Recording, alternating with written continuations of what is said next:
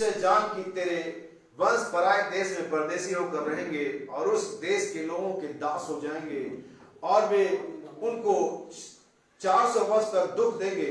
फिर जिस देश में वे दास होंगे, जिस देश के वे दास होंगे, मैं उनको दंड दूंगा और उसके पश्चात वे बड़ा धन वहां से लेकर निकल आएंगे। आमीन। प्रभु के आशीष प्रभु के पड़ेगा वचन पर हो। प्रभु आप सभी पास से अपने स्थान पर बैठ सकते हैं। फिर से यीशु मसीह के नाम में आप सभी को जय मसीह की और प्रभु यीशु मसीह के नाम में उसकी महिमा की तालियां बजा सकते हैं। हालेलुया।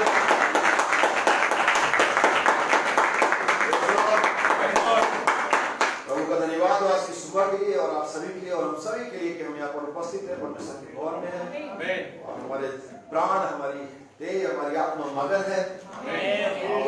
कल का दिन बहुत ठंडा था और मैं सोचता था कि आज बहुत सारे लोग सोच सकता है कि ठंड को एंजॉय करे घर में, लेकिन मैं सोचता हूँ कि यीशु मसीह के भवन से ज्यादा आनंद कहीं नहीं। बाइबल कहती है तेरे निकट आनंद की आपके पास अगर आप थोड़े से पीछे जाएं, 1.5 साल पीछे जाएं और आप देखें कि जितने भी एंटरटेनमेंट के साधन थे सब बंद हो गए। सही बात है। एक छोटे से वायरस ने सिनेमा हॉल को, पार्क को, म्यूजियम को और जिम को और मॉल को, सारी चीजों को बंद कर दिया। तो आप कैसे एंटरटेनमेंट करेंगे? सही बात है। आमीन। तो शैतान के पास आनंद की घटी हो सकती है। पिछले दिनों में ये हुई, हमने इसे देखा। हालेलुया। लेकिन बाइबल कहते हैं तेरे निकट आनंद की घटी। हालेलुया। और परमेश्वर के लोग वचन के साथ अपने घरों में आनंद मनाते रहे। मुझे बस एक बात समझ नहीं आई इतने पिछले 1.5 सालों में, उन सारे बाइबल रीडर और सारे व्हाट्सएप यूनिवर्सिटी के होनहार स्टूडेंट्स के बारे में जो कोविड-19 आने पर जब उन्होंने सबको कहा कि सब घरों में रहे और बाहर ना निकले, तो उन्होंने यशायाह की किताब एक आयत नोट करा था कि अपने अपने घर में जाओ, किवाड़ बंद करो, घुटने पर जाओ। और मैं इस बात से बड़ा आश्चर्यचकित हूं, क्या ये आयत से पुराने दिनों के लिए थी? क्या ये आयत उससे पहले काम नहीं कर रही थी? क्या वो आयत अब नहीं काम करेगी? लेकिन चूंकि बात ऐसी है कि कई बार बिलीवर क्रिश्चियन भी हवा के साथ चलते हैं, बयार के साथ चलते हैं, चलन के साथ चलते, ट्रेंड के साथ चलते। लेकिन मेरे भाई और बहन, बाइबल कभी नहीं बताती कि हम ट्रेंड के साथ चलें। बाइबल बताती है पवित्र आत्मा के साथ चलें। बाइबल बताती है कि परमेश्वर के पुत्र वही जो आत्मा के चलाए चल रहे हैं, वो नहीं जो ट्रेंड क्या चल रहा है, माहौल क्या चल रहा है, लोगों में किस चीज की जागरूकता है, उस पर नहीं चलना हमें। आज वो कोरोना गया, जब वो सब चीजें ठीक हो गई, शायद सामान्य हो गई, तो लोग भूल गए कि हमें फिर से किवाड़ बंद करना है। लेकिन दरअसल यीशु मसीह की जो दुल्हन है वो इस तीसरे खिंचाव में जहां पर किवाड़ बंद करना जाना ही है। चाहे पूरे तरह से कोरोना खत्म हो जाए, चाहे सारी बीमारियां खत्म हो, संसार में फिर से एक बार आ जाए कि सब ठीक है, ऑल इज वेल, फिर भी आपको आयत पर ध्यान देना पड़ेगा कि तीसरा खिंचाव और वो मत्ती 6:6 है। तो अपने कोर्ट से मिल किवाड़ को बंद कर, अपने पिता से जो गुप्त में उससे क्या कर, प्रार्थना करता, वो तुझे प्रतिफल देगा और वो जो प्रतिफल देगा वो ओपनली देगा। प्रार्थना आप सीक्रेट में कर सकते हैं, प्रभु के साथ वार्तालाप सीक्रेट में कर सकते हैं, प्रभु के साथ संगति सीक्रेट में कर सकते हैं, लेकिन परमेश्वर रिवॉर्ड देता है वो ओपनली देता है। क्योंकि मैं बाइबल में सिखाती हूँ शत्रु के सामने मैं कोई काम चुपके से रिवॉर्ड नहीं देता किसी को। वो चाहता है कि लोग जाने कि आप उसके लोग हैं, वो चाहता है कि वो लोगों पर ये जाहिर करे कि आपके साथ उसका कनेक्शन है। शैतान से क्या, शैतान तो मेरे दास अय्यूब को जानता है क्या? क्या समझे मैंने क्या कहा? मुझे डिटेल में जाने की जरूरत नहीं है, लेकिन ये तब होता है जब हमारा सीक्रेट में उसके साथ मामला सही चल रहा होता है। लेकिन हमारे साथ हम क्रिश्चियंस के साथ बहुत पसंद नहीं करता, सबके साथ हम आमतौर लोगों के साथ प्रॉब्लम ये है कि सीक्रेट में हमारा कुछ भी अच्छा नहीं चल रहा होता है। ओपनली हमारा बहुत अच्छा चल रहा होता है। हम चर्च आ रहे होते, हम गीत गा रहे होते, हम दिखाने के लिए हाय हेलो प्रेज लॉर्ड कर रहे होते, व्हाट्सएप पर स्टोरी शेयर कर रहे होते, बाइबल के रेफरेंस शेयर कर रहे होते, लेकिन सीक्रेट में बड़ा बैड मामला चल रहा होता है। आप सीक्रेटली फोन में क्या देखते आप जानते हैं, आप सीक्रेटली अपने अंडर रूम में कमरे में क्या करते आप जानते हैं, और यही वजह तो पढ़ने में कुछ मिलता नहीं। आइए हम इसे वाइस वर्सा कर दे, उल्टा पुल्टा कर दे। आइए हम उल्टा पुल्टा कर दे, कैसे उल्टा? सीक्रेट में सही हो जाए। और मैं नहीं सोचता कि जो कोई बंदा सीक्रेट में सही होगा ओपनली बैड होगा, खराब होगा, ये हो ही नहीं सकता। ये हो सकता है कि आप ओपनली बड़े अच्छे दिखते हो, आपका आउटर पार्ट बड़ा अच्छा दिखता हो, आपका आउटलुक बिहेवियर बड़ा अच्छा दिखता है, लेकिन आप सीक्रेट में बड़े बेकार हो। लेकिन ये नहीं हो सकता कि आप सीक्रेट में बहुत अच्छे और बाहर आके खूब खा बन जाए, ये नहीं हो सकता। और अगर आप सीक्रेट में खुदा के साथ सही रहेंगे तो परमेश्वर ओपनली रिवॉर्ड देने जा रहा है। हालेलुया। याद रखिए कि कोई नहीं है, जैसा कि हमेशा कहते हैं, जैसा कि लोग हमेशा कहते हैं कि प्रभु मेरे हृदय को जानता है, कहां से जानने दे, कहां से आप ये कह सके प्रभु ने जांच के जान ली। आमीन। तब आपकी बात लोगों से ये मेरा हृदय प्रभु से कहे, प्रभु ने जांच और परख। कितने लोग तैयार है कहने प्रभु ने जांच और परख। कई बार आप इनकम टैक्स का जब मार्च का फरवरी का महीना आता है, लोग अपनी फाइलों को तैयार करते हैं, इनकम टैक्स वाले जांच ना ले। कितने लोग कह सकते हैं इनकम टैक्स आओ जांचो मुझे। कितने चोर, कितने बेईमान, कितने स्मगलर, कितने माफिया गिरोह वाले पुलिस वालों के आइए हमें जांचिए। नहीं, कौन कहेगा? सब पड़ा हुआ, सब ओपन है, कहीं कोई लॉक नहीं, कोई पासवर्ड नहीं, कोई ताला नहीं, जांचो। दाऊद कहते हैं ये बड़ी हम नॉर्मली पढ़ते जांच और परख। एक बार कहे कि करा के तो देखो, सारा नीट एंड क्लीन कर देगा खुदा। प्रभु मुझे जांच और एक बार से जांचने दो, एक बार से सर्च करने दो, एक बार आपके हृदय के तहखाने तक जाने दो, आपके ड्राइंग रूम में जाने दो, आपके बेडरूम में जाने दो, आपके किचन में जाने दो, आपके सीक्रेट कमरे में जाने दो, हर एक लॉक, हर एक ऐप लॉक खोल दो, जांचने दो उसे। प्रभु मुझे जांच और परख, देख मुझे कोई बुरी बात तो नहीं है। और सिर्फ प्रभु ऐसा कर सकता है। आपका नेबर, आपका भाई, आपका पति, आपकी पत्नी, आपका पास्टर भी पूरा नहीं जा सकता। वो भी कहीं ना कहीं आपके अंदर कोई गलती देखेगा और बड़े नॉर्मली ठीक है भाई, सब में गलतियां होती है, वो ऐसा कहेगी क्योंकि उसको भी अच्छा नहीं लगता है, वो उसको भी ट्रांस बनाने हैं। लेकिन जब प्रभु जांचने पर आएगा तो हर एक चीज को ओपन कर देगा। वो धनवान व्यक्ति यीशु मसीह के पास आनंद जीवन के लिए मैं क्या करूं? यीशु का बहुत अच्छी बात है, आज्ञा को माना कर। उन्होंने कहा कौन सी आज्ञा? उन्होंने कहा वही अपने पड़ोसी से प्रेम करना और माता पिता क्या उन्होंने कहा ये 10 आज्ञा बचपन से मांग रहा। तब यीशु मसीह ने जांचा उसे प्रॉब्लम का है, उसने कहा तुम एक बात की घटी है। सीधा ये कह सकता तू कंजूस है, तू लालची है, सीधा कह सकता था, लेकिन उसने नहीं, चूंकि व्यक्ति जेन्युइन था, चूंकि व्यक्ति बहुत ही काइंड पर्सन था, उसने कहा जा अपनी संपत्ति के नालों को बेच दे, बांट दे। हालेलुया। चीजों को ऐसा कहने में दूसरी तरीके से भी कह सकते हो। हमें यही यीशु मसीह की और यही यीशु मसीह के उन लोगों की जो परमेश्वर के आत्मा से चलाए चलते हैं या परमेश्वर को अभिषेक की, और यही कारीगरी है, यही कलाकारी है। चीजों को अलग तरीके से भी कह सकते हैं। हालेलुया। उसने कहा जा अपना सब कुछ नालों को बांट दो, स्वर्ग में धन मिलेगा। लेकिन वो स्वर्ग के धन के लिए तैयार नहीं था। और ऑलमोस्ट हम सब की यही टेंडेंसी है, हम आने वाले स्वर्ग के लिए, आने वाले धन के लिए, आने वाले जीवन के लिए, आने वाली आशीषों के लिए तैयार नहीं है। हमें जो चाहिए अभी चाहिए और यही चाहिए। और ये लोग, इस तरह के मानसिकता के लोग यीशु मसीह को फॉलो नहीं कर सकते, जिन्हें अभी और यही चाहिए। क्या समझे? बहुत कम आमीन है इस बात। बाइबल कहते हैं अगर हम इसी जीवन में आशा रखते हैं तो सबसे अभागी मनुष्य। हालेलुया। लेकिन अब इससे नहीं कि मैं चाहता हूं मेरे साथ जुड़ जाएं, क्योंकि आप मेरे साथ जुड़े बिना परमेश्वर के साथ नहीं जुड़ पाएंगे। ये याद रखिए, ये कोई इसमें कोई बड़ाई नहीं कर रहा हूं मैं अपनी, ये तरीका, ये प्रोसेस है खुदा का। क्या जब तक मुझसे नहीं जुड़ेंगे आप खुदा से नहीं जुड़ पाएंगे। ठीक फिलहाल अभी जो टावर अभी फ्लो कर रहा है परमेश्वर का वचन यहाँ से कर रहा है। ये वजह थी कि कैफा ने भविष्यवाणी करी, जबकि वो यीशु मसीह के कपड़े फाड़ने वालों में से एक था। क्या समझे? हालेलुया। सो याद रखिए, अगर आप सब कुछ छोड़ने के लिए तैयार नहीं है और आने वाले जीवन के लिए एक्सेप्ट नहीं कर रहे हैं, या आपके पास एक्सपेक्टेशन नहीं है, तो आप यीशु मसीह को फॉलो नहीं कर सकते। जब यही बात चेलों ने भी पूछी, पत्रों ने पूछी, हम जो सब कुछ छोड़ करके हो लिए हमें क्या मिलेगा? तब यीशु मसीह ने उनको ये बात जरूर बोली थी कि यहाँ पर 2 गुना।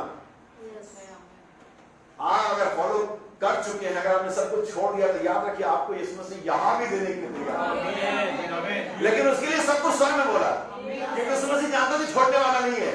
लेकिन जिसने छोड़ दिया तो उसको तुमको यहाँ भी 2 गुना मिलेगा और आने वाले में तो 100 गुना मिलेगा। हमें यहाँ भी हेल्थ और वेल्थ दोनों दिया हुआ है। बाइबल प्रेरितों के काम में कहती है उनमें से कोई निर्धन नहीं था।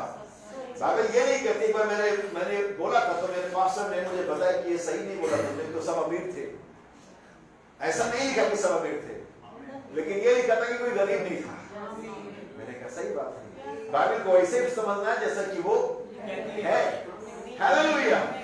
और ये कहती बाइबल कहते हैं उनमें से कोई निर्धन नहीं। मैंने सोचा हमारे बीच में कोई गरीब है, मैं नहीं कह रहा हम सब अमीर लोग हैं, लेकिन हमारे पास खाने के लिए भोजन है, हमारे पास पहनने के लिए कपड़ा है, और हम कभी जब मन करता तब आसमान की जैसे सोते हैं, जब आज बाहर सोते हैं, वरना छत है, अपनी हो किराए की हो कोई भी हो। हालेलुया। सो प्रभु का धन्यवाद। अगर आप इस मसीह से चाहते हैं कि आपको ओपनली रिवॉर्ड दे, तो सीक्रेट में ठीक हो जाइए, सीक्रेट में सेक्रेट हो जाइए। समझे में नहीं क्या कहा? तो प्रभु आपके सभी साथ हो। और हमारा जो संदेश है, हमारा लक्ष्य निश्चित है। Our destiny is decided. हमारा जो लक्ष्य है, हमारा जो गंतव्य, एक्चुअली लक्ष्य नहीं टारगेट हो जाता है, गंतव्य बोलते से कि हमारा वो स्थान जहां हमें पहुंचना है, वो स्थान जहां हमें पहुंचना है वो निश्चित है, और हमारी डेस्टिनी को कोई डिस्टर्ब नहीं कर सकता। अगर आपकी डेस्टिनी को कोई डिस्टर्ब कर सकता है तो सिर्फ आप ही है और कोई नहीं। अगर आपके लक्ष्य को कोई इंटरप्ट कर सकता है, अगर आपके गंतव्य स्थान में कोई आपको परेशानी उत्पन्न कर सकता है, तो सिर्फ और सिर्फ आप है। अगर मैं उस स्थान तक नहीं पहुंचता जहां मुझे पहुंचना है, तो इसका कारण सिर्फ मैं ही होगा। सही बात है। इसलिए मैं ये भी कह सकता हूं कि मेरी डेस्टिनी को कोई डिस्टर्ब नहीं कर सकता मेरे अलावा। आपके जीवन को कोई डिस्टर्ब नहीं कर सकता आपके अलावा। अगर आप डिसाइड कर लें, अगर आप ये जान लें कि आपकी जो डेस्टिनी है वो डिसाइडेड है, हालेलुया, तो आपको कोई भी रोक नहीं सकता। इसीलिए मैंने अब्राहम से शुरू किया, और वो सारी की सारी कहानी अब्राहम से शुरू हो जाती है। हालेलुया। इसलिए अब्राहम के बिना बड़ा मुश्किल है कि कोई प्रचारक कभी अपने सारे संदेशों को प्रचार करे, उसमें अब्राहम ना हो। मैं सोचता हूं कि हमारे प्रचार का, हमारे विश्वास का एक मुख्य स्तंभ है, मेन पिलर। आमीन। तो क्या हम शुरुआत करें? हमारा जो लक्ष्य है वो क्या है? निर्धारित है, निश्चित है। और मैं एक आयत पढ़ूंगा इसके लिए कनेक्ट करने के लिए। प्रेरितों के काम उसके 2 अध्याय की 24 वचन से। प्रेरितों के काम 2 अध्याय जो book of Acts chapter 2 verse 24।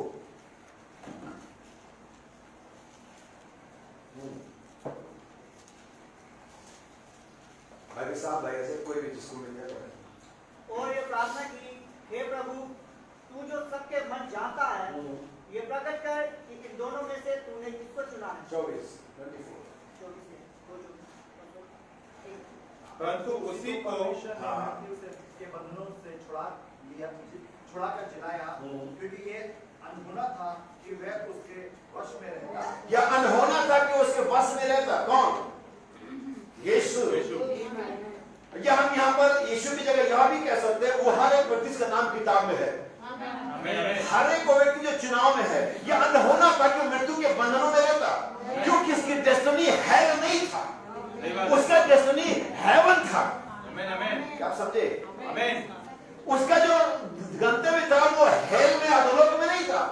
कि अनहोना था कि मृत्यु के बंधन से पकड़ रखते, क्योंकि आपकी डेस्टिनी को कोई डिस्टर्ब कर नहीं सकता, क्योंकि आपका डेस्टिनी डिसाइडेड है। यह अनहोना था कि मृत्यु के बंधनों से बांध के रख पाते। आप ये मत सोचो कि आप किस कंडीशन में, अगर आप उस कंडीशन में सोचो कि निकल नहीं सकते, आप डिस्टर्ब हो, आपको प्रकाशन नहीं है। लेकिन मैं चाहता हूं जान लो कि आपकी डेस्टिनी डिसाइड है। हालेलुया। आइए इसे फिर से पढ़े। परंतु उसी को परमेश्वर ने मृत्यु के बंधनों से छुड़ाकर जिलाया। छुड़ाकर जिलाया, क्योंकि ये अनहोना था। ये आपके लिए भी, हर एक व्यक्ति के लिए जो चुनाव अनहोना है, ये अनहोना था कि वह उसके वश में रहता। कौन? यीशु मसीह, जीवन का राजकुमार। ये अनहोना था कि वह उसके अर्थात मृत्यु के वश में रहता। यह अनहोना कि विश्वासी बीमारी के वश में रहे, यह अनहोना कि एक विश्वासी बीमारी में रहे, यह अनहोना कि विश्वासी पाप में, यह अनहोना इम्पॉसिबल, क्योंकि आपकी डेस्टिनी नहीं है। आपको परमेश्वर इसके नहीं चुना, बीमारी में रहे, बदवाई में रहे, पाप में रहे, मृत्यु में रहे। आपका डेस्टिनी आनंद है, आपका डेस्टिनी परमेश्वर की दी चंगाई है, आपकी डेस्टिनी हेवन है। ये अनहोना है कि आपको पकड़े, इसे तो सिर्फ आपने निश्चय किया हुआ है। हालेलुया। सुनिए आगे। क्योंकि दाऊद उसके विषय में कहता है। अब पहले जब ये किताब नहीं आई थी, पर तो काम नहीं आया था, जब यीशु पैदा नहीं हुआ था, उसके 800-700 साल पीछे दाऊद ने जब साम नंबर 16 लिखा था, तब यही बात लिखी थी। वर्ष 16 में ये बात लिखी हुई है दाऊद उसके भी समय कह रहा है, लेकिन पहले लोग समझे नहीं कि दाऊद किसके भी समय कह रहा है। दाऊद उसके भी समय क्या कहता सुनिए, कि मैं प्रभु को सर्वदा अपने सामने देखता रहा, मैं प्रभु को सर्वदा अपने सामने देखता रहा, क्योंकि वह मेरी दाहिनी ओर है। आमीन। अगर आपके राइट हैंड खुदा है, आमीन। हालेलुया। आमीन। बहुत सारे बड़े बड़े स्मगलर और माफिया लोग अपना राइट हैंड पालते हैं। सही बात है। मैं यहाँ खुदा हमारा राइट हैंड है। आमीन। क्या ही बात है। आमीन। आमीन। सुनिए, दाहिने है ताकि मैं डिग ना जाऊं। देखा क्यों दाहिने? ताकि आप असफल ना हो, ताकि आपके ऊपर में कोई परेशानी ना, ताकि आप धोखा, आप डिफीट ना खाएं। इसके लिए प्रभु आपके क्या रहता है? दाहिने हाथ है। इसी कारण मेरा मन आनंद हुआ। किस कारण? क्योंकि मेरे दाहिने हाथ रहता है। अगर आपके दाहिने हाथ में डीएमओ, एसएसपी और विधायक और प्रेसिडेंट, प्राइम मिनिस्टर, आप कितना आनंद मनाएंगे। लेकिन याद रखिए कि आपके दाहिने हाथ इससे भी बड़ी शक्ति है, इससे भी बड़ी पावर है, और आपके राइट हैंड है। इसलिए मैं आनंदित हूँ। लोग कहते हैं हमारे पास तो कुछ भी नहीं है। मेरे पास जो है तुम्हारे पास नहीं है, और जो मेरे पास है तुम्हारे पास कभी हो नहीं सकता, उसे कभी कमा भी नहीं सकते। आमीन। इस कारण में आनंदित हुआ क्योंकि मैं डिगने वाला नहीं। आगे कहता है, और मेरी जीभ मगन हुई। मेरी जीभ मगन हुई। और यहाँ पर बहुत सारे लोग जो कहते हैं मेरे राइट हैंड खुदा है, मेरे दाहिने हाथ खुदा, खुदा मेरे साथ रहता है, वो चुपचाप रहते हैं। वो जीभ कह रहा है, वो जीभ कह रहा है। और आदमी जब 4 पैक ज्यादा पी लेते तो पता नहीं क्या क्या बड़बड़ाता है। सही बात है। और यही दाऊद कहता है, my cup is running over. मेरा कटोरा उमड़ रहा है।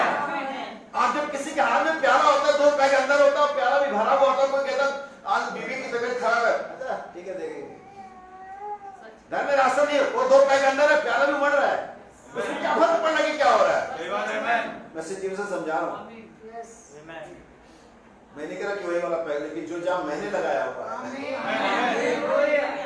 हमें जो पैक, अगर आपके पास पैक लगा हुआ और कटोरा उमड़ भी रहा है, तो आसपास क्या हो, चारों ओर क्या मौसम क्या है, आई डोंट केयर, क्योंकि मेरा कटोरा उमड़ रहा है।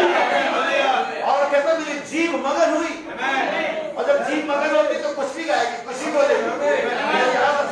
आज से लगभग 18-19 साल पीछे की बात है। हमारे एक भाई हुआ करते, मैं नाम लेना सही नहीं समझोगे कि ऑन एयर है, तो वो भाई बड़े मजे में मीटिंग हो गई थी और सब लोग बैठे, तो वो गाना गा रहा, इत्तेफाक से फिर भी गाना गा, लेकिन तो भाई हाथ गा। एक बहन तीसरे का भाई क्या गा रहे थे, तो मैं तो प्रभु की स्तुति कर रहा था। वो गाना बताया, फिर आप ये गाना गा रहे थे। उसने कहा नहीं मैं ये नहीं गा रहा था, लेकिन वास्तव में वही गा रहा था। लेकिन वो अपने सेंस से फिर भी गाना नहीं गा रहा था, उसकी जीभ मगन तो कुछ भी बोल रहा था, और उसे लग रहा था आराधना कर रहा है। ये तभी होता है जब जीभ मगन होती है, और जीभ तब मगन होती है आपकी कॉन्फिडेंस होता है कि आपके दाहिने हाथ कौन खड़ा है। हो सकता है, मैं नहीं कहता कि आप भी ऐसा कर सकते, मैं सिर्फ एक जीभ मगन होने का, जीभ आत्मा मगन होने का एक एग्जांपल दे रहा हूं। जब ये होता है तो कुछ भी होता है। हालेलुया। ये वजह कि दाऊद राजा होने के बाद भी अपने कपड़े उतार के नाचने के लिए तैयार था। उसने अपने रेपुटेशन का ख्याल नहीं किया। उसने देखा कि क्या मैं अपने नौकरों के सामने उनके साथ नाचूंगा। हालेलुया। उसने सिर्फ ये देखा कि क्या हो रहा है। उसका आनंद इस पर नहीं रहता कि कौन साथ है, उसका आनंद इस बात होता कि क्या हो रहा है। मेरे चर्च में कौन है इससे मुझे कोई फर्क नहीं पड़ता, मेरे जीवन में क्या हो रहा है, मेरे साथ खुदा का क्या कॉन्टेक्ट है, मैं क्या खुदा के साथ हूँ, ये मेरे आनंद का हिस्सा होना चाहिए। हालेलुया। आमीन। मेरी जीभ मगन हुई और मेरा शरीर भी। आमीन। आज जीभ मगन, शरीर भी आनंद से रहेगा। और क्या बोले, लोग बड़े गिरस में रहते, लोग हमेशा डिप्रेशन में रहते, वो शांत में रहते, मानसिक तनाव में रहते, क्योंकि उनका देह आनंद नहीं बना रहा है, क्योंकि उनकी आत्मा में शोक है, क्योंकि वो कॉन्फिडेंस में नहीं है, क्योंकि उनको अपनी डेस्टिनी नहीं मालूम है। यही वजह कि उनका जीभ तो छोड़ो, जीभ में तो लगभग मारा ही मारा है। उनका शरीर में सुस्त पड़ा, चर्च में नहीं, घर में भी, हर जगह। मानो दुनिया का सारा बोझ, सारा दुख उन्हीं के सर पे ला दिया गया, जबकि ऐसा कुछ भी नहीं है। अगर मैं बाइबल कहते और भी पढ़ूंगा, लेकिन अगर हम यहाँ समझ लें तो हम आगे जाकर के और हमारे लिए इजी हो जाएगा, और मेरा शरीर भी चैन से रहेगा, वरन वह शरीर भी आशा में बसा रहेगा। आमीन। क्योंकि तू मेरे प्राणों को अधोलोक में ना छोड़ेगा। अधोलोक में ना छोड़ेगा। Your destiny is decide. आमीन आमीन। अधोलोक वो नर्क वो हेल आपकी डेस्टिनी नहीं है। आमीन आमीन। मैं नहीं कहता कि किसी की नहीं है, किसी की तो है लेकिन आपकी नहीं है। लेकिन मैं बताती कि दुष्ट की पीठ और धर्मी के असर डिसाइड है किसके लिए। क्या जानते हो अभी को? आमीन आमीन। क्या जानते हैं दुष्ट की पीठ भी डिसाइड है किसी चीज के लिए? आमीन। किस लिए? डिसाइड है। आप जानते हैं धर्मी का असर डिसाइड है। महिमा का शांति का जीवन का मुकुट पहनने के लिए आप हर एक बड़ी पार्ट डिसाइड है क्या करना है आपको। हमारे बॉडी पार्ट को डिसाइड करेगा खुदाने के हमारे बहुत से शरीर के अंग का क्या इस्तेमाल किया जाएगा। तो सोचो हमारी डेस्टिनी कैसे डिसाइड होगी। तो मेरे प्राण को अधोलोक में ना छोड़ेगा क्योंकि वो हमारी डेस्टिनी नहीं है। आप ये मत कहिए कि हम जाएंगे नहीं, आप ये मान के बीमार नहीं पड़ेंगे। मैं भी हो सकता है कि हम अभी ठीक अधोलोक में बैठे हुए हो, लेकिन हम बैठे नहीं रहेंगे। हम यहाँ से निकल जाएंगे, निकालेंगे क्योंकि ये जमीन हमारा घर नहीं है, हमारा घर स्वर्ग में है। हम वहां से उद्धारकर्ता कहने की बात हो रहे हैं। Destiny is decided. आप समझे? बस आपको एग्जाम देना है क्योंकि तुम मेरे प्राण को अधोलोक में ना अपने पवित्र जन को देगा। आपकी शरीर का डिसाइड किया गया कि सड़ेगी नहीं। आगे के भाई बाइबल तो कहती कि हमारे शरीर को नाश करने वाले कीड़े तो हमारे शरीर में है, वही तो चेंज देगा खुदा। बाइबल में कहता है अगर वो सेक्स ग्रंथियों को बदलेगा तो क्या इन कीड़ों को नहीं हटाएगा। क्योंकि हमारे सेक्स ग्रंथियां हमारे जो हमें बूढ़ा या हमें जो उत्तेजक बनाती है, जो हमें बूढ़ा जवान करती है, अगर परमेश्वर उन ग्रंथियों को उन ऑर्गन्स को चेंज करेगा तो क्या इन कीड़ों को नहीं हटाएगा। यकीनन वो ऐसा करने में समर्थ है, वो ऐसा करेगा, उसने वादा किया हुआ। और जो प्रतिज्ञा यीशु मसीह पर लागू होती है लगभग 99% 99 पॉइंट प्रतिज्ञा दुल्हन पर भी लागू होती है। हालेलुया। तैयार है? बाइबल कहती है वो हमारे प्राण को अधोलोक में ना छोड़ेगा, ना अपने पवित्र जन को सड़ने देगा। क्योंकि यीशु मसीह की डेस्टिनी अधोलोक में नहीं थी, अधोलोक में किसी काम के लिए गया था, वरना जाता वहां भी नहीं। उससे कुछ प्रिय लोग थे जो डेस्टिनी से थोड़े ऑफसाइड हो गए थे, रॉन्ग वे में चले गए थे और वहां पहुंच गए थे। और यीशु मसीह को उनको उनके डेस्टिनी पर ले जाना था। वो अब्राहम था, वहां पर दाऊद था, वहां पर अय्यूब था, वहां पर यूसुफ था, वहां पर और भी लोग थे और वो लोग वहां पहुंच गए थे बाय मिस्टेक। गलत ट्रैक पकड़ लिया उन्होंने और वहां पहुंच गए। यीशु मसीह ने कोई बात नहीं, अगर मैं वहां पर गलती से पहुंच भी गए हैं तो मैं उनके डेस्टिनी पर पहुंचा दूंगा। और ये सच्चे लोग भी करता है और फिर वापस ले आता है। हालेलुया। आप समझे?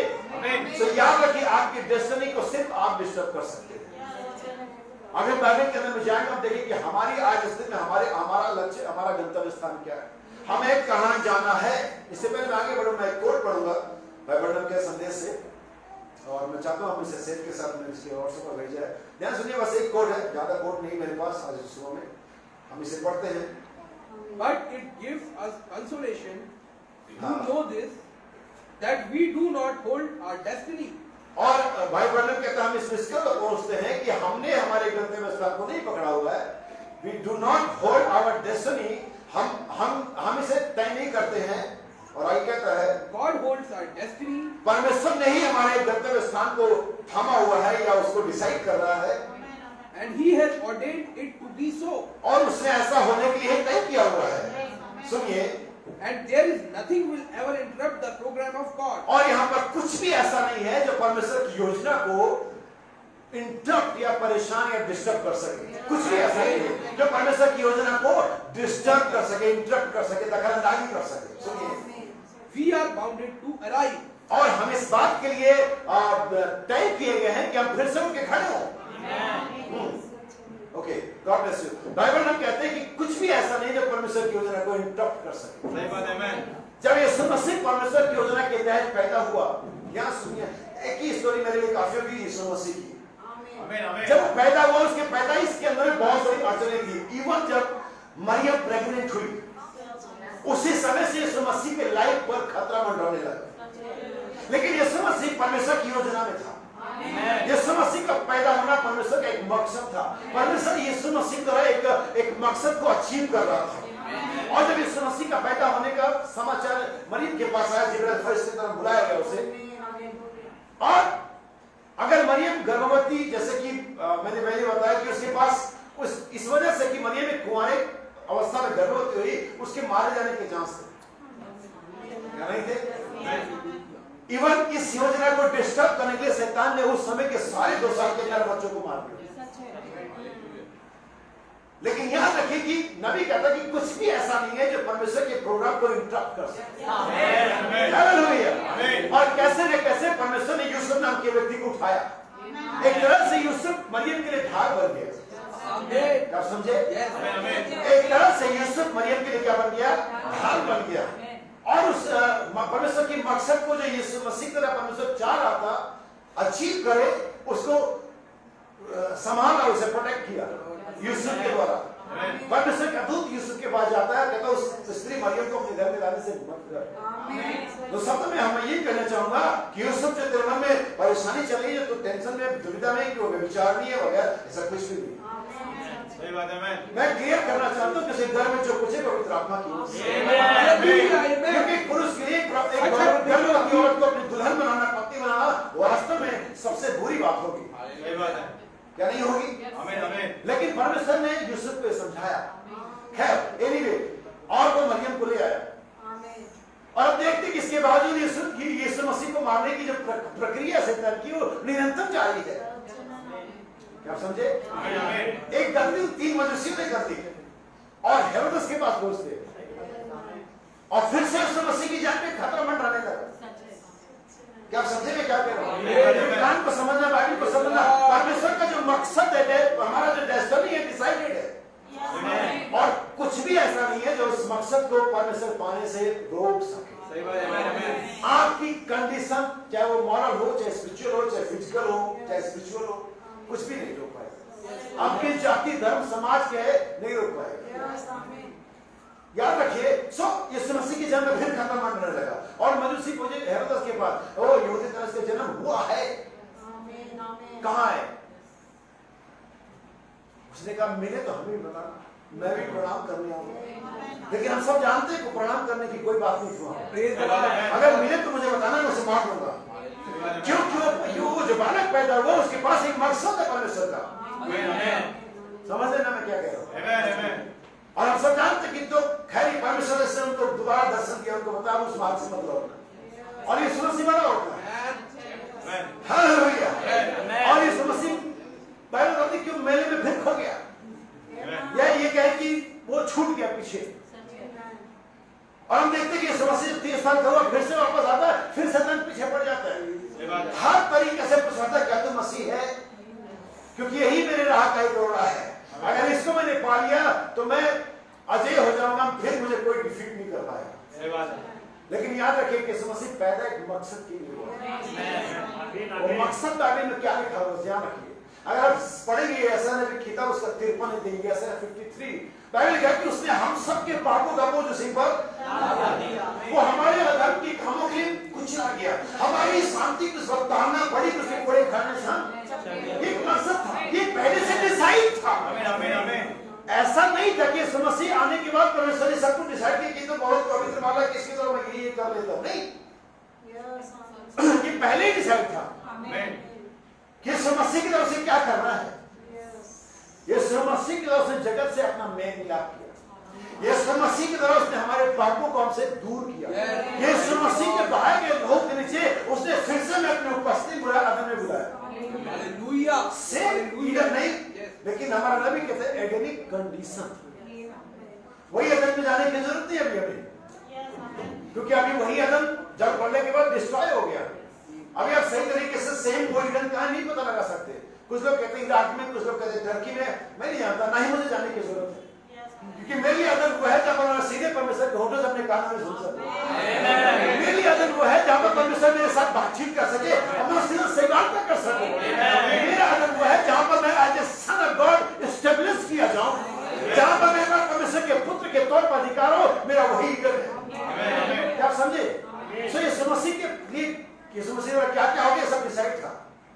और शैतान हर पल ये पूछता रहा, क्या तू मसीह है? क्या तू मसीह है? क्या तू मसीह है? इवन कलवरी पे पूछता रहा, अगर तू मसीह है तो हमें भी बचा, अपने आप को बचा। लेकिन चूंकि यीशु मसीह के पास एक मकसद था, जो परमेश्वर का मकसद था, उसकी डेस्टिनी इस तरह से डिसाइड थी, और ये बात यीशु को मालूम थी, हमें नहीं मालूम है। याद रखें, आपको नहीं, मुझे मालूम है, बाय रेवलेशन मालूम है। कुछ लोग इसे सुन करके कहते हैं ठीक है, कुछ लोग मानते ठीक है, कुछ के पास प्रकाशन है, लेकिन जब मैं लिटरली बात करूं, वास्तविकता में बात करूं, तो हमें नहीं मालूम। लेकिन हम बिलीव करते हैं कि हम स्वर्ग जाएंगे, हम बिलीव करते हैं कि यीशु मसीह में लेने के लिए आएगा। लेकिन जैसा हम ये बिलीव करते हैं, यीशु मसीह बिलीव नहीं करता था कि झूठ है, वो जानता था वो झूठ है। क्या समझे? क्योंकि यीशु मसीह थियोफनी पास करके नहीं आया था, वो थियोफनी में से उतर के आया था। हम अपनी थियोफनी पास करके आए, इसलिए हम आगे आने वाले कल में क्या होगा, आने वाले घंटे में क्या होगा, आने वाले मिनट में क्या होगा, हम नहीं जानते, हम जस्ट बिलीव करते हैं। लेकिन यीशु मसीह जानता था। क्या समझ पा रहे हैं? वैसे नहीं बाबा इस बात को बोलते, क्या समझ पा रहे हैं? आपको समझना जरूरी, किसी ने गला पड़ रहा कि आप जाने चीजों को। यीशु मसीह वहां पर मरता है किसी मकसद के लिए। जब यीशु मसीह नाव में जा रहा था या नाव में सो रहा था, चेले घबराए हुए थे, चेले रो रहे थे, चेलों ने सब कुछ किया जो कर सकते थे पहले। फाइनली उन्होंने यीशु मसीह को जगाया, और जिस प्रकार का तूफान था, जिस प्रकार का नाव जिस तरह से लहरें गोते खा रही थी, उस सिचुएशन को देख रही कोई व्यक्ति इसके पास कितना भी बिलीव होता, रेवलेशन में डर जाता। वास्तव में समय सिचुएशन कठिन था वो, लेकिन यीशु मसीह के चेहरे पे कोई शिकन नहीं थी, कोई परेशानी नहीं थी, उल्टा उनको डांट रहा है। ऐसा लग रहा है मानो इस व्यक्ति को सब कुछ पता है, और सच में उसे पता था। अगर हमें पता हो तो तौबे में तो घबराएंगे, लेकिन यीशु मसीह घबराए नहीं, बल्कि उनको डांट रहे, मैं कब तक तुम्हारे साथ रहूंगा। और ऐसे खड़ा होता मानो सब कुछ स्क्रिप्टेड है, सब कुछ लिखा हुआ है, शांत हो जाए। और सच में ऐसा ही था, सब कुछ स्क्रिप्टेड था, और वो पविश्वास को जानता था, वो परमेश्वर के चुनाव को, परमेश्वर के मकसद को और अपनी डेस्टिनी को जानता था। वो जानता था कि मैं इसलिए नहीं पैदा हूं, मैं जल में डूब के मर जाऊं। मैं कोई मुझे मारे से नहीं पैदा हुआ, कि कोई मुझे मारे कि तब मैं मरूं, मुझे खुद मरना है, मैंने खुद प्राण देना है, क्योंकि परमेश्वर के पुत्र को मार नहीं सकता। इसलिए मैंने कहा आपको अगर कोई डिस्टर्ब करेगा तो आप ही हैं। स्वर्ग जाने से आपको कोई नहीं रोक सकता, आप रोक सकते। सही बात है, जो अपने आप को खुद डिस्टर्ब करे, सही बात है, किसी की वजह से, किसी के गिरने से, किसी कुछ अच्छा और बुरा करने से यीशु मसीह कोई नहीं मार सकता। सही बात है। लोगों ने कहा रोमन ने मार दिया, लोगों ने कहा मैं नहीं मानता, मेरी बात कहती उसने दे दिया, सही बात है, उसने अपने आप को दे दिया। मैं नहीं सोचता कि किसी ने मार दिया, उसने अपने आप को हमारे लिए दे दिया। हे पिता, मैं अपने आप को तेरे हाथों में सौंपता हूं। उसने प्राण छोड़ दिए, निकल गया नहीं, बड़ा फर्क है चीजों में। सही बात है, इसलिए मुझे बाइबल वैसे अच्छी लगती है जैसे लिखी है। उसने बड़े सब जिला का प्राण छोड़ दिए, बड़े सब जिला फिर प्राण निकल गए, निकल गए और छोड़ दिए में बड़ा फर्क है। इस बाइबल के शैतान गिराया गया, गिरा, क्या लिखा हुआ, गिरा। जब वो बिजली की चमक से गिरा जाता मैंने देखा, लेकिन यीशु ने कहा मैं आया हूं, मैं गिरा नहीं हूं, मैं सबसे गिरा नहीं, अचानक मैं गिरा उधर आ गया, मैं प्रॉपर तरीके से चैनल बाय चैनल आया हूं, लेकिन शैतान गिरा है। इसलिए मेरा दिमाग ठिकाने पर है और शैतान थोड़ा मेंटली क्यों गिरा है। अब जानते जब गिरते तो कुछ भी हो सकता, कोई भी सर्वाइकल को भी हो जाती है, आप डिस्टर्ब हो जाते हैं, कुछ तो आपका मेमोरी लॉस हो जाता है, कुछ तो गड़बड़ हो जाता है, सब सर्किट बिगड़ जाता है। लेकिन शैतान का सर्किट बिगड़ा हुआ है, लेकिन ये समस्या प्रॉपर तरीके से आया। मैं जानता हूं मैं क्या कर रहा हूं, मैं जानता हूं मैं कहां से आया, मैं जानता हूं मैं कहां जा रहा हूं, और मनुष्य के पुत्र भी जानते हैं कहां से आए हैं और कहां जा रहे हैं। इस वजह से हमारे से डरा हुआ है। हालेलुया, प्रभु का नाम मुबारक हो। शिवानी क्या कहती है, यीशु मसीह जानता था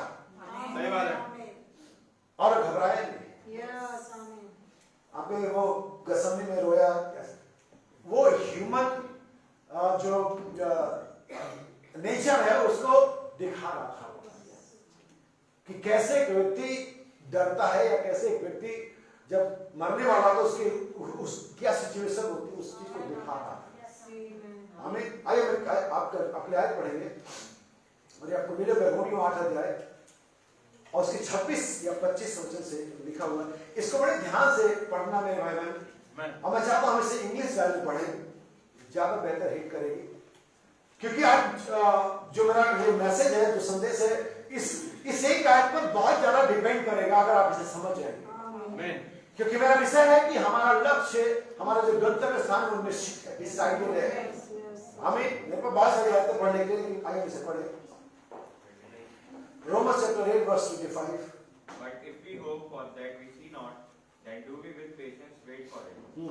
Likewise the Spirit also help our infirmity, for we know not what we should pray. Amen. फिर से पढ़िए इस आयत को। Likewise the Spirit also help our infirmity.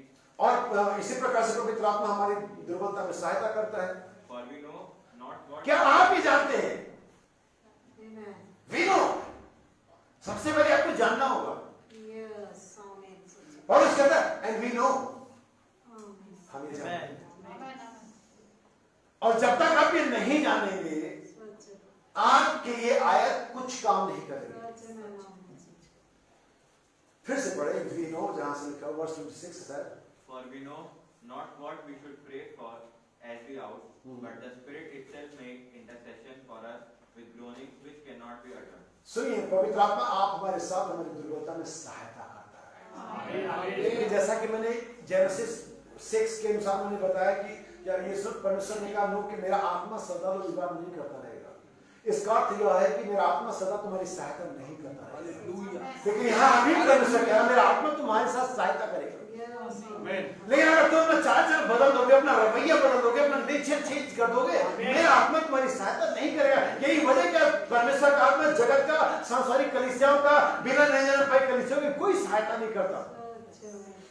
वही वजह की कलीसियाएं लोगों से भरी हुई है, लेकिन परमेश्वर कोई सहायता उनकी नहीं करता। मेरा आत्मा तुम्हारी सहायता नहीं करेगा हमेशा, लेकिन यहाँ परमेश्वर कह रहा है कि मेरा आत्मा या परमेश्वर का आत्मा तुम्हारी दुर्बलताओं में, हमारी दुर्बलताओं में हमारी सहायता करता है। कोई पिता, कोई माता, कोई पेरेंट्स अपने बच्चों की तब तक सहायता करते हैं जब तक वो लायक होता, जब तक वो आज्ञाकारी होता, जब तक वो एक्सेप्ट करता है यस मैं कुछ नहीं कर सकता आप ही करिए, तब तक वो सहायता करते हैं। लेकिन जब कोई बच्चा कहता है मैं जानता हूं मुझे सिखाए, जाओ ओके जाओ जो करना है करो, मैं कुछ नहीं कर सकता। यही है परमेश्वर। अगर आप तैयार हैं कि प्रभु मेरी मदद करे, अगर आप तैयार हैं कि प्रभु मुझसे नहीं हो पाएगा, प्रभु कहते यस मैं भी तैयार हूं, मैं तेरी मदद करूंगा। अगर कहते मुझे जरूरत नहीं है, लाइक जैसे लोग कैसे कहा हमें किसी की जरूरत नहीं है, कोई घटी वस्तु नहीं है, हम धनी है, हमारे पास सब कुछ है, ओके मुझसे कहता जाओ करो, मैं नहीं कर सकता। मेरा आत्मा सदा विवाद नहीं करेगा, लेकिन यहाँ पर मुझसे काम में कहता हूँ हमारी सहायता करता है। वर्ष 27 And he that searches the heart, और वो हृदय को परखता है, know what is the mind of the Spirit, because he make intercession for the saints according to the will of God. And we know that all things work together for good. अब यहाँ पर सुनिएगा, और हम जानते हैं कि सारी बातें मिल करके अच्छाई को उत्पन्न करती हैं। आमीन आमीन। लेकिन सुनिए आयत अभी पूरी नहीं हुई, सुनिए। To them that love God. जो और उनके लिए जो परमेश्वर से अभी भी फिनिश नहीं हुई, अभी भी आयत पूरी नहीं हुई। हम जानते हैं, क्या आप जानते हैं? क्या आप जानते हैं? हम जानते हैं कि उनके लिए जो परमेश्वर प्रेम करते हैं, सारी बातें मिल करके, एक बात नहीं सारी बातें मिल करके भलाई को, अच्छाई को उत्पन्न करती है। अभी कंप्लीट नहीं वर्ष, एक लाइन और है। To them who are called according to his purpose. और उनके लिए जो परमेश्वर के मकसद के लिए बुलाए गए हैं, क्या परमेश्वर के मकसद को पूरा कर रहे हैं? यीशु मसीह का समरिया होकर गुजारा कि जो कि लगभग 50 किलोमीटर के ज्यादा का फासला था, जो शॉर्टकट वो दूसरा ले सकता था, या इससे भी ज्यादा का फासला था। और उन्होंने कोई, उनके पास कोई पर्सनल व्हीकल नहीं था कि मैं अपनी कार से ले जाऊंगा, और एक लंबा ट्रक लेना, एक लंबा रास्ता लेना, एक जोखिम, एक थकान, एक तमाम और सारी बेकार की बातों का न्योता देना था। लेकिन चूंकि यीशु मसीह को जाना ही था, क्योंकि हमारा एक पर्पस था। हेलो, कलवरी पर जाना परमेश्वर का एक मकसद था। उस नाव में होकर गए तूफान है, एक मकसद था। और अगर मकसद है वहां पर, तो कोई आपको डिस्टर्ब नहीं कर सकता। अगर आपके जीवन में मकसद है, तो याद रख, बीमारी, परेशानी, बदवाई आप पर काबिज नहीं हो सकते। तो मकसद खुद लड़ेगा उस परेशानी से जो आपके जीवन में है। दूसरे शब्दों में, कि परमेश्वर का मकसद आपके तमाम परेशानी पर भारी पड़ेगा। आमीन आमीन। अगर आप ये जानते हो कि मकसद क्या है, अगर परमेश्वर ने मकसद को रखा है आपके लाइफ में, अगर परमेश्वर ने मेरे लाइफ में मकसद रखा है कि मैं उसके एक सेवक हूं, मैं लोगों को परमेश्वर के वचन बताऊं, तो मेरे चारों तरफ परेशानी आने दो। परमेश्वर का मकसद जो मुझ में खुद लड़ लेगा। और क्लियर करता हूं, परमेश्वर ने अब्राहम से कहा, तेरा वंश शत्रु के नगरों के फाटकों का अधिकारी होगा। परमेश्वर ने अब्राहम से कहा, तेरा वंश 400 साल गुलामी में भी रहेगा। लेकिन चूंकि परमेश्वर ने कहते तेरा वंश होगा, तू राष्ट्रों का पिता होगा। अभी अब्राहम भी बिना बच्चे का, सारा भी बिना बच्चे की है, और वो गरार के देश में जा रहे हैं। परमेश्वर ने सारा की जवानी को रिवर्स कर दिया। सारा, मैं नहीं कहता कि 21 साल की, 21 साल जैसी हो गई, क्योंकि बहुत सारे लोगों ने, कुछ लोग लेके आओ 21 साल हो जाएगा।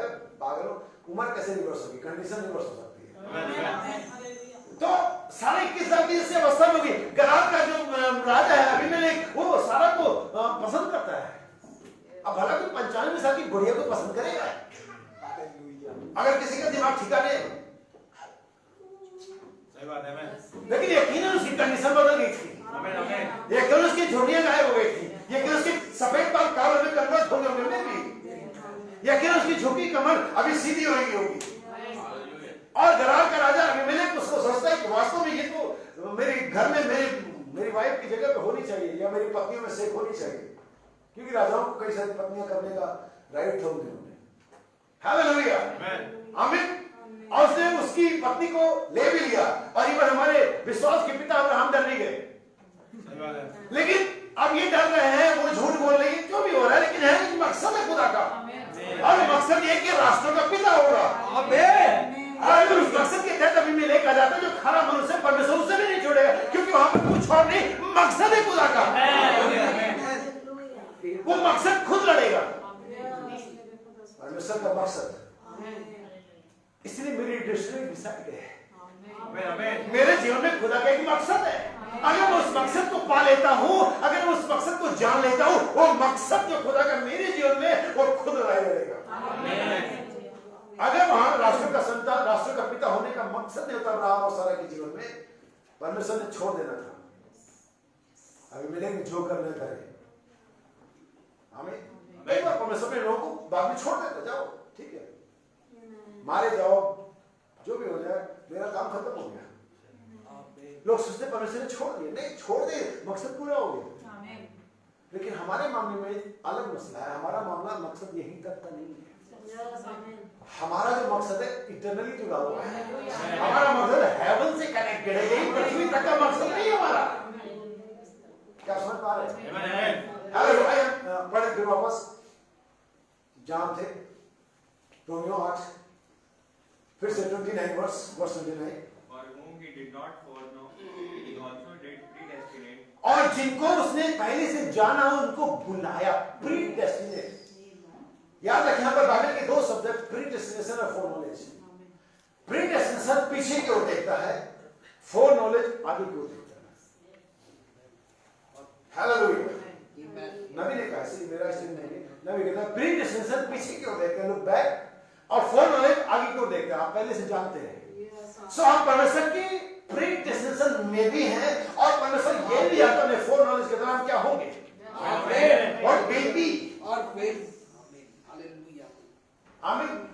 इसीलिए बाइबल कहती है यीशु मसीह हमें पुत्र बनाने नहीं है, हम ऑलरेडी थे।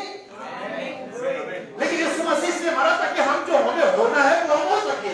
अगर यीशु का लोग नहीं बता, हमें जो होना था हम वो नहीं हो सकते थे। हालेलुया। आइए कंप्लीट करने से,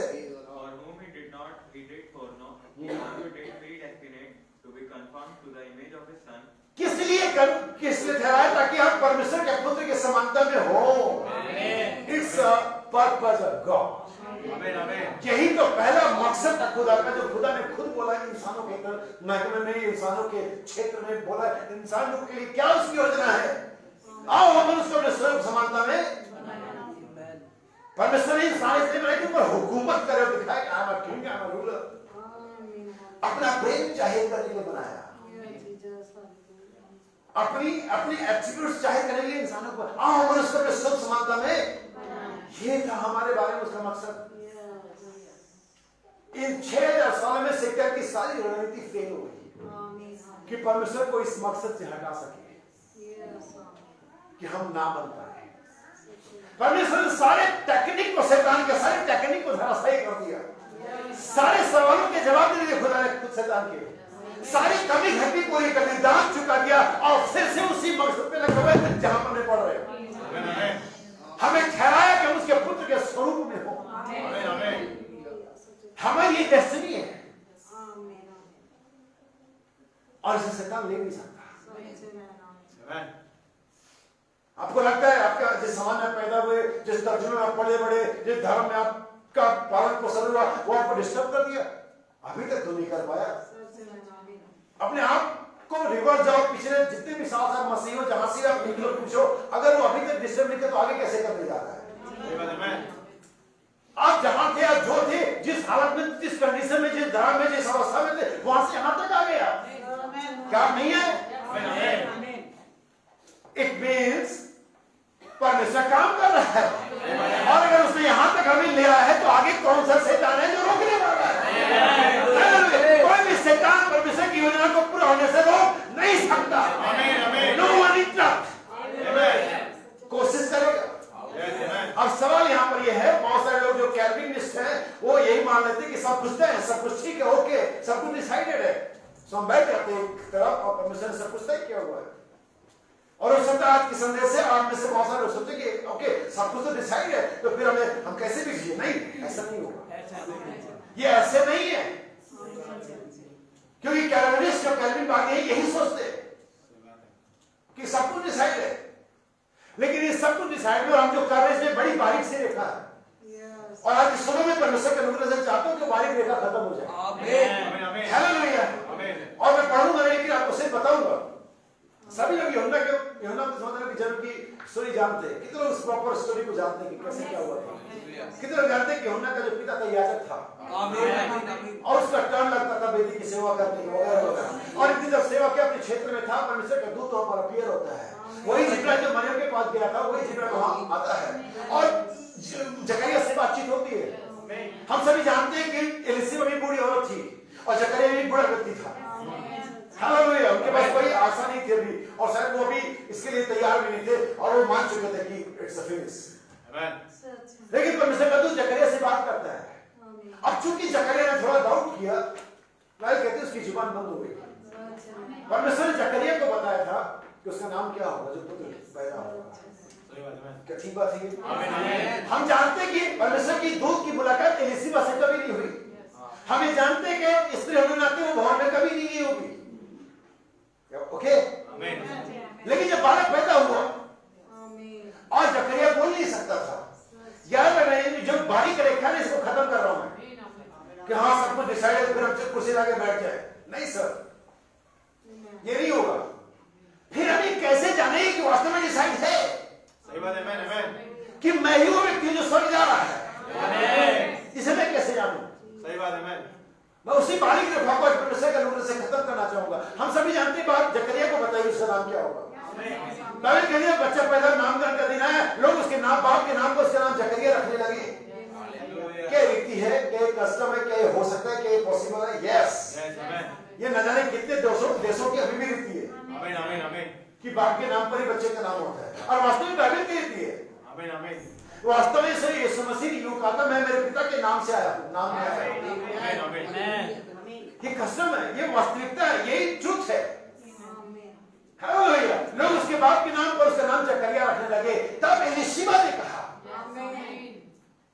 उसका नाम यूहन्ना है।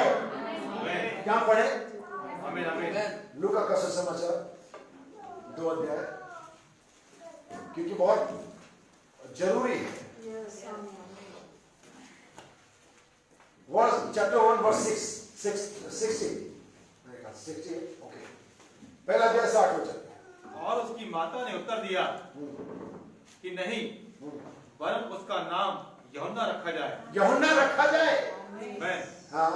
और उन्होंने उससे कहा, हाँ। तेरे कुटुंब में किसी का ये नाम नहीं।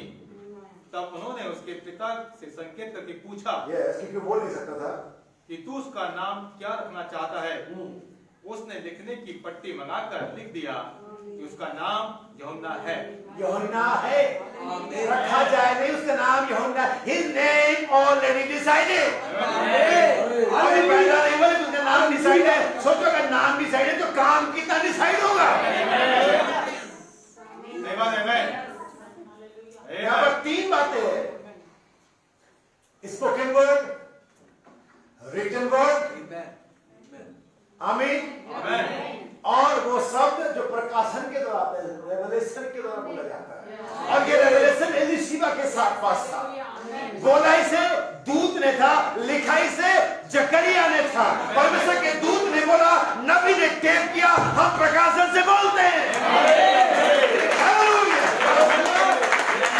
और सारी चीजें एक लाइन है, एक क्रम में है। यही वजह कि हम प्रकाशनों में विश्वास करते हैं। और तब जब आपका सोचना, आपका करना उस एक क्रम में होता है, तब ये बात तय हो जाती है। हम डिसाइडेड हैं, हम सोचते पंडित लोग हैं, हम सोचते हैं ये रिजर्व ये हमारा कोटा आरक्षित है।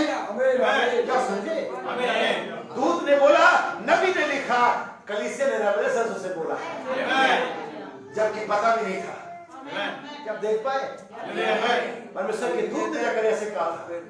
पहाड़ी पर क्या बात हुई मालूम नहीं है, उस सनसेट माउंट पर क्या बात हुई मालूम नहीं है किसी को, लेकिन नबी नीचे आता है, उसे टेप्स और बुक्स में लिखता है, बोलता है, टेप करता है, और कलीसिया इसे प्रकाशन से बोलती है। क्या समझ पाए? और तीनों एक क्रम में है। तब जब आपके विचार, आपके कार्य और आपकी सोच उसी क्रम में आती है, तब ये पता चलता है कि वास्तव में आप चुने गए। इन्हें कैल्विनिस्ट की तरफ बैठ नहीं जाना है। हमारे कार्य बताते हैं कि हम वास्तव में चुने गए और नहीं चुने गए हैं। मैं आपके लिए कुछ पढ़ता हूं मेरे भाई बहन, क्या आगे जाएंगे? पहला पत्र 2 अध्याय 8 वचन। पहला पत्र 2 अध्याय 8 वचन। First Peter chapter 2 verse 8। First Peter chapter 2 verse 8। और ठेस लगने का पत्थर और ठोकर खाने की चट्टान हो गया। अब मैं पार्ट बी में जा रहा हूं। नेगेटिव पहलू दिखा आपको, न सिर्फ हम लोग, बल्कि वो जो नेगेटिव, जैसा मैंने पिछले बार बताया था कि उनके नाम, जिनके नाम हमने किताब में लिखे, परमेश्वर उनको भी जानता है। और वो ये कहता है जिनके नाम हमने जिन किताब में नहीं लिखे गए, इट मींस नहीं लिखे गए, फिर भी जानता है। और यहाँ पर चोटी के पत्थर के बारे में बात कर रहा है, और फिर से पढ़ते। और ठेस लगने का पत्थर और ठोकर खाने की चट्टान हो गया है। और ठेस लगने की पत्थर, ठोकर खाने का चट्टान हो गया है। क्योंकि वे तो वचन को ना मानकर किसको? वे कौन है? ये वे लोग हैं जो चुने नहीं गए हैं। ये वे लोग हैं जिनके नाम में लेकिन किताब में नहीं लिखा गया, लेकिन तो अभी आपके चारों तरफ मिल जाएंगे। ये बहुत ही नजदीक होंगे। ये इतने नजदीक होते हैं। बाइबल मत्ती 24 में हो सके, इफ पॉसिबल, हो सके तो चुने हुए को भी इतने नजदीक होंगे। ये आपकी बगल वाली सीट में बैठे सकते, मुझे माफ करें, लेकिन इनकी नजदीकी इतनी ही है, इससे ज्यादा दूर नहीं। हाँ, क्योंकि वे तो वचन को ना मानकर ठोकर खाते हैं। वे तो वचन को ना मानकर ठोकर खाते हैं, और इसी के लिए ठहराए भी गए हैं। क्या करने के लिए ठहराए गए? ठोकर खाने के लिए। क्या करने ठहराए गए? अविश्वास करने के लिए।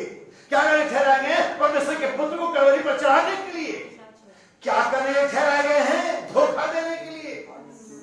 अगर ये सारी चीज वे लोग जो ऐसे ठहराए गए, तो इससे ज्यादा उनका चमकदार पहले होगा जो विश्वास करने ठहराए गए,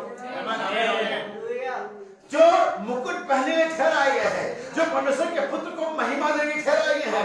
मुझे कहने देना मेरे भाई बहन, जब मैं बाइबल की आयतों को तो पढ़ता हूँ, लेकिन मैं बाइबल की आयतों को जाके इकट्ठा कर मैं देख पाता हूँ, क्योंकि मेरा दिमाग चित्रों में सोचता है। अगर ये आयत लिखी है तो घटना कहीं नहीं घटी होगी। ये समौन फरीसी ने यीशु मसीह को अपने घर में बुलाया हम सभी जानते उसका मकसद सही नहीं था। सही बात है। उसका मकसद यीशु मसीह को बेइज्जत करना था। उसको दिखाना था कि कुछ तो बड़ा व्यक्ति नहीं है, और इसीलिए उसके आने पर उसको हाथ पैर नहीं धुलाया गया, उसके आने पर उसके सर पर तेल नहीं मला गया, उसके आने पर उसका हाथ पकड़ चुम्मा नहीं दिया गया, जैसा कि ज्यूस लोगों का कस्टम होता है किसी को रिस्पेक्ट देने के लिए। और ये सब उसके साथ नहीं किया गया। कोई बिशप आ रहा है उसके साथ ये सब किया जा रहा है, कोई कर्नल है उसके साथ ये किया जा रहा है, प्रेसिडेंट आया उसके साथ ये किया जा रहा है। यीशु आया कहीं कोने बैठ के बेचारा, और इसी के लिए उन्होंने बुलाया भी था उसको। आमीन। लेकिन परमेश्वर ने एक चुनाव रखा था वहां, उस ऐसे जगह में जहां पर यीशु मसीह को रिस्पेक्ट नहीं मिल रही थी, जहां पर यीशु मसीह पर कोई ध्यान नहीं दे रहा था, जहां पर यीशु मसीह एक उपेक्षित व्यक्ति था, वहां पर यीशु मसीह परमेश्वर ने एक स्त्री को डिसाइड किया हुआ था, एक स्त्री को ऑर्डिनेट किया हुआ था जो शहर की सबसे बदनाम औरत थी। आप कहते मैं तो इस लायक नहीं, मैं तो उस लायक, क्या जाने परमेश्वर ने आपको किसके लिए ऑर्डिनेट किया हुआ है। वो दिन वो समय आने दो, परमेश्वर खुद इसे शो करेगा। हालेलुया। और उस स्त्री को जो शहर की सबसे बदनाम औरत थी, इसी प्रकार से कहती है शहर की सबसे बदनाम औरत थी। हालेलुया। और उस दिन उसने शहर में सबसे महंगा इत्र खरीदा हुआ था। जब बात यीशु मसीह और परमेश्वर को देने की बात आती है तो परमेश्वर दी बेस्ट का इंतजाम करता है, क्योंकि इसका कारण सिर्फ इतना कि परमेश्वर ने हमारे दी बेस्ट दिया हुआ है। परमेश्वर ने चौथे और पांचवें नंबर के पुत्र को नहीं दिया, हालांकि होते नहीं, लेकिन होते भी। परमेश्वर ने इकलौते पुत्र को दिया। हालेलुया। और जो शहर का सबसे महंगा इत्र खरीदा होगा शायद उस दिन, और वो स्त्री उस घर में आती है। आमीन।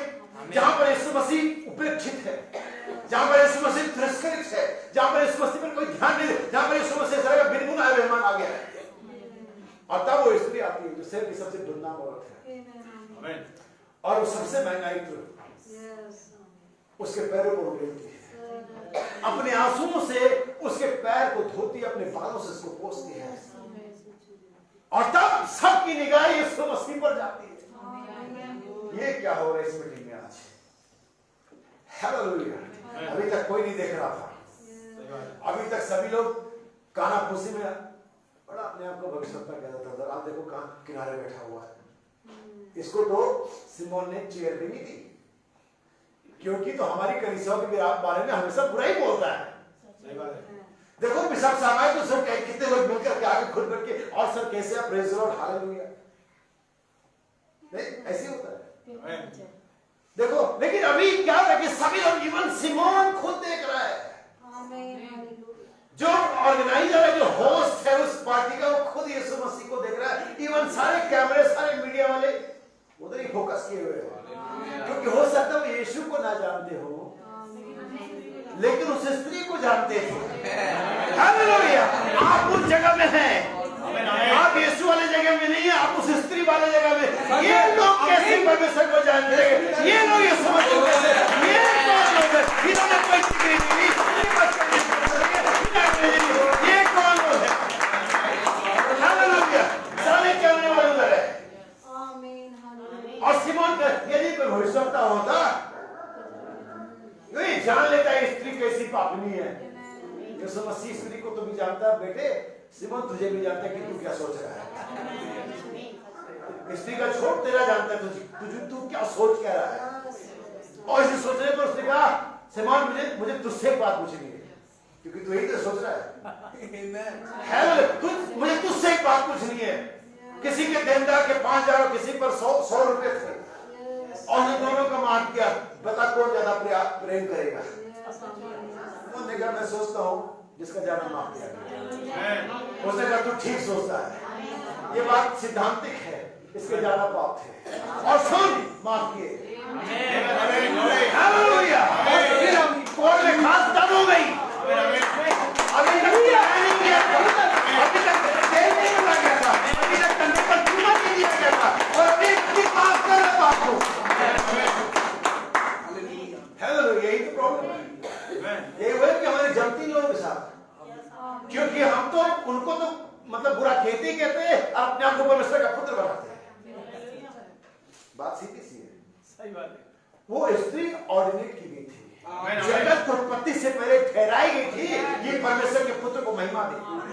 उस जगह में जहां पर कोई से महिमा नहीं देता था, परमेश्वर ने चुना हुआ था, उसका डेस्टिनेशन डिसाइड था। आमीन, आमीन। और ऐसे ही दोस्तों का भी डिसाइड है, वे लोग ठहराए गए हैं ठोकर खाएंगे। लेकिन अगर प्रेरितों का 13:48 पढ़ेंगे, वहां पर लिखा हुआ तब यह सुनकर अन्य जातियों ने परमेश्वर की बड़ाई करी और जितने जिनके ठहराए गए थे, जितने जिनके ठहराए गए थे, फिर से कहते जितने जिनके ठहराए गए थे उन्होंने विश्वास ठहराए गए। Destiny is decided.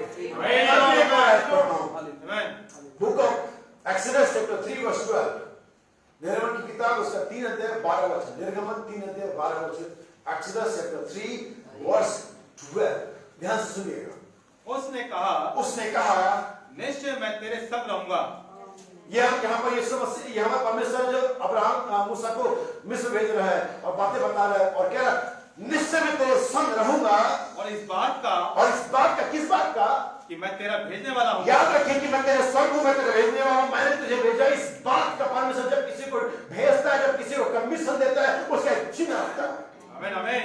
आप जो डिस्टर्ब है, आप जो सोच रहे कंफ्यूज है, सारी कुछ डिसाइड है, इस बात का चिन्ह क्या है?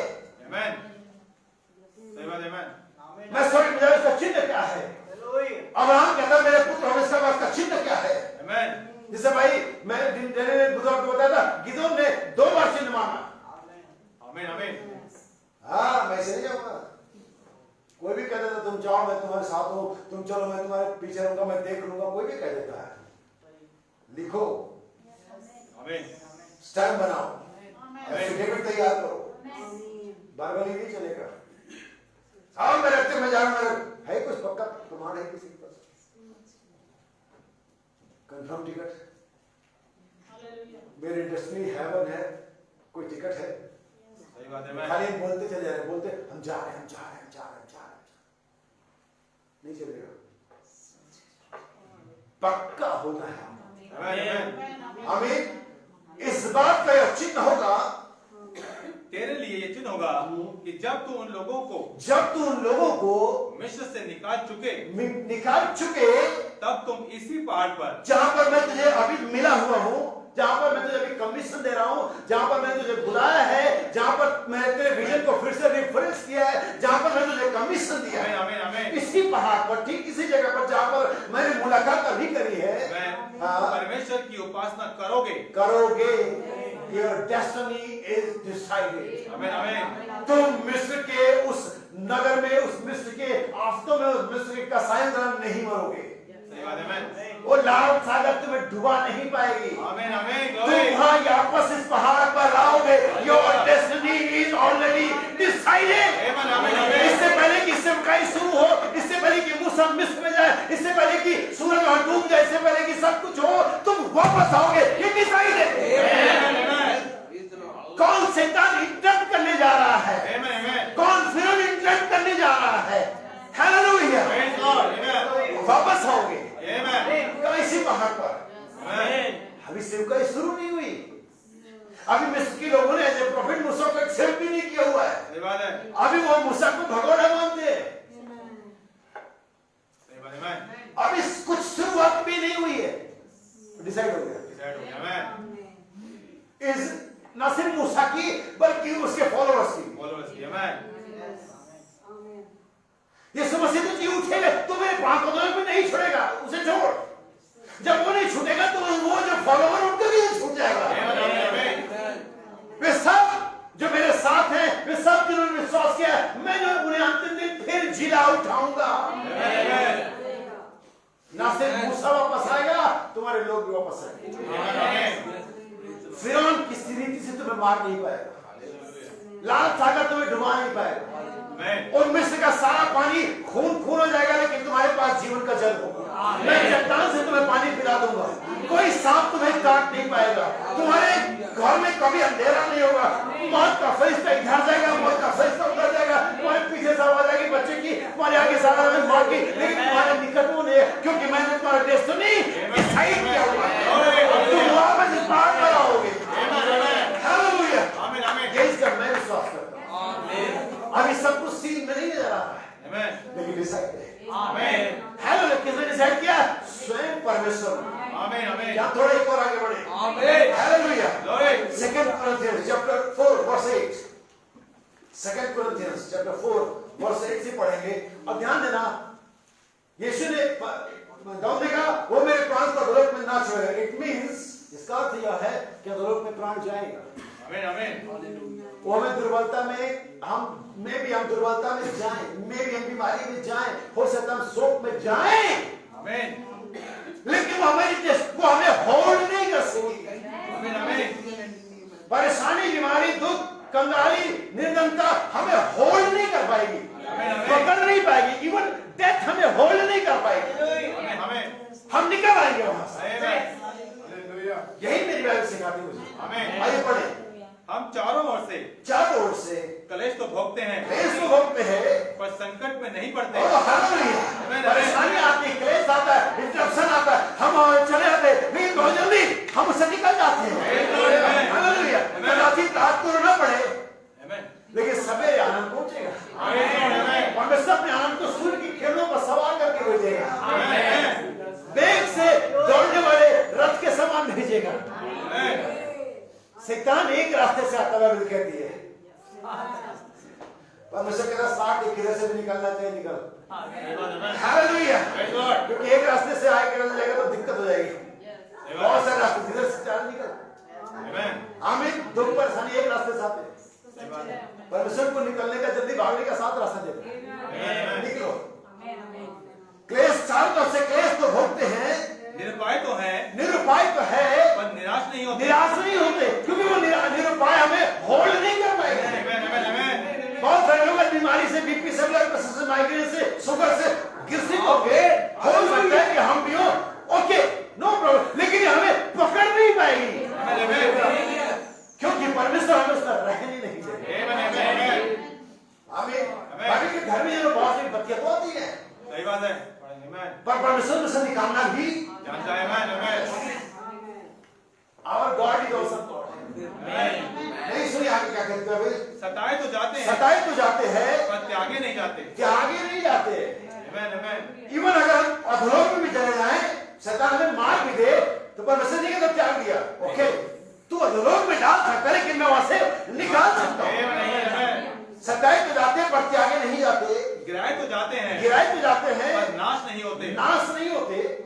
हम यीशु की मृत्यु को आमीन अपनी देह में हाँ, हर समय लिए फिरते हैं। हम यीशु के मृत्यु को हर समय अपने देह में लिए फिरते हैं, कि यीशु का जीवन भी हमारी देह में प्रकट हो। हमारी देह में प्रकट हो। देखा, यहाँ पर आपका डेस्टिनेशन आमीन, है, आमीन। यहाँ पर आपका गंतव्य है कि यीशु का जीवन आपकी देह में, लेकिन इससे पहले ये हो, आपको उसकी मृत्यु को लेना पड़ेगा। आमीन, आमीन।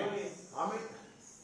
परमेश्वर जानता था, इवन परमेश्वर के लोग जानते हैं। अब्राहम जब उस इसहाक को लेकर के मोरिया पर्वत के नीचे पहुंचा, अपने सेवक को लिया, उस गधे को लिया, और सेवक उसका तुम लोग रुको, मैं बाहर जाते हुए वापस आएंगे।